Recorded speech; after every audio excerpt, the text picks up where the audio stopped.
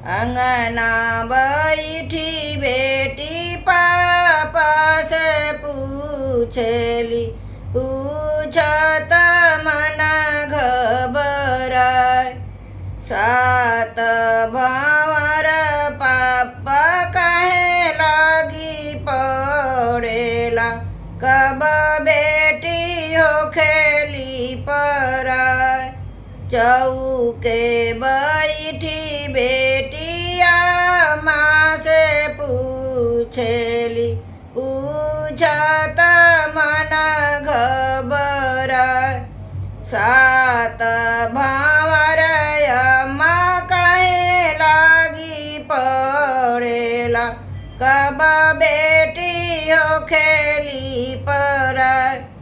पहली कियरिया में जवाब बोलो बाबा हो, दूसरी कियरिया में धान, तीसरी कियरिया में तुम बैठो बाबा हो, देऊ ना बेटी का कन्यादान। पहली भंवर बेटी मटिया के गौरा, दूसरी जैसे जले जोत।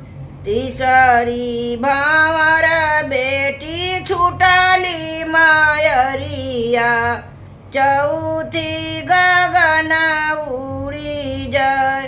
पांचवी भंवर बेटी लाज कुटुंब के, बाबुल के साथ छूटी जाए।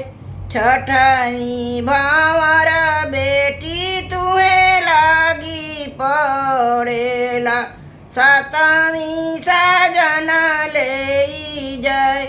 छठवीं भंवर बेटी तुम्हें लागी पड़ेला, सातवीं साजन ले जाए।